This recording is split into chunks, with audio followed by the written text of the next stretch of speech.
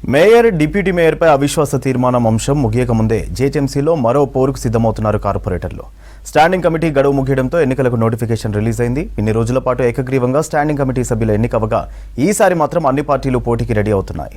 బల్దియా పాలక వర్గంలో పార్టీల బలాబలాలు మారడంతో స్టాండింగ్ కమిటీలో ఎవరెవరు ఉండనున్నారు, ఏ కార్పొరేటర్ ఎవరికి సపోర్ట్ చేయనున్నారనే అంశాలపై సస్పెన్స్ మొదలైంది.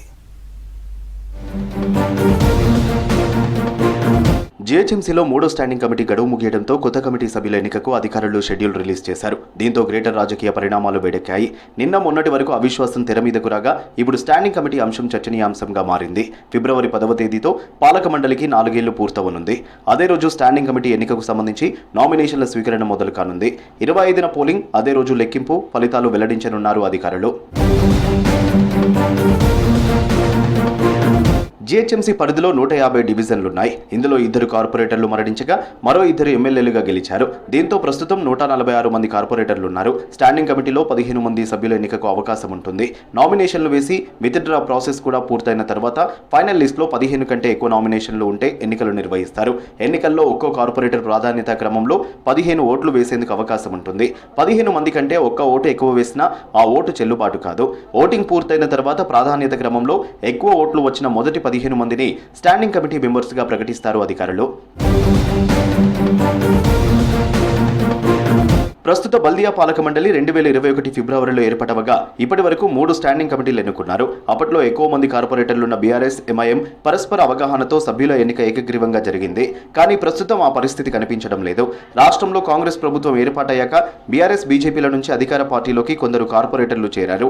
గతంలో 3 సభ్యులున్న కాంగ్రెస్ బలం ఇప్పుడు 24కు పెరిగింది. బీఆర్ఎస్ సభ్యుల సంఖ్య 56 నుంచి 40కి పడిపోయింది.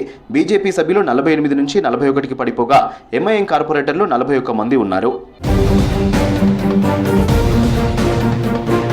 ప్రస్తుతం ఏ పార్టీకి పూర్తి స్థాయిలో మెజారిటీ లేదు. దీంతో ఎన్నికలకు వెళ్లేందుకు సిద్ధమవుతున్నారు. ఎంఐఎం, కాంగ్రెస్ కలిసినా సభ్యుల సంఖ్య 65కు మించదు. ఆ బలంతో 15 మంది స్టాండింగ్ కమిటీ సభ్యులను గెలిపించుకోవడం కష్టమే. దీంతో ఎన్నికలు జరిగితే ఫలితాలు ఆసక్తికరంగా ఉండనున్నాయి. ప్రస్తుతం ఉన్న స్టాండింగ్ కమిటీలో 8 మంది బీఆర్ఎస్, 7 ఎంఐఎం సభ్యులున్నారు.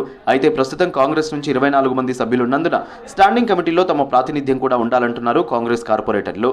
ఇన్నాళ్లు 2 పార్టీల సభ్యులే ఉన్నారని, దీనిపై పార్టీ పెద్దలతో చర్చిస్తున్నామని, పోటీ చేయడానికి సిద్ధంగా ఉన్నామంటున్నారు. స్టాండింగ్ కమిటీలో ఇన్ని రోజుల పాటు బీజేపీకి ప్రాతినిధ్యం లభించలేదు. తమకు అవకాశం దక్కితే ప్రజా సమస్యలపై ప్రశ్నిస్తామంటున్నారు బీజేపీ కార్పొరేటర్లు. ఎక్కువ మంది కార్పొరేటర్లున్న తమ పార్టీకి అధిక మంది స్టాండింగ్ కమిటీ మెంబర్స్ ను కేటాయించాలని అంటున్నారు బీఆర్ఎస్ సభ్యులు. ఇన్ని రోజుల పాటు మా పార్టీ నుంచి 8 మంది సభ్యులున్నారని, ఇప్పుడు కూడా అలాగే కంటిన్యూ అవ్వాలని డిమాండ్ చేస్తున్నారు. ఒకవేళ సభ్యులు తగ్గితే పోటీకి సిద్ధమంటున్నారు. ఏకగ్రీవం కుదరక ఎన్నికలకు వెళ్తే రిజల్ట్స్ రసవత్తరంగా ఉండనున్నాయి. సీక్రెట్ ఓటింగ్ వేయాలి కాబట్టి తమ పార్టీకి చెందిన వారు పోటీకి నిలబడితే ఓటేస్తారా లేక ఇతరులకు ఓటేస్తారా అనేది రసవత్తరంగా ఉండనుంది.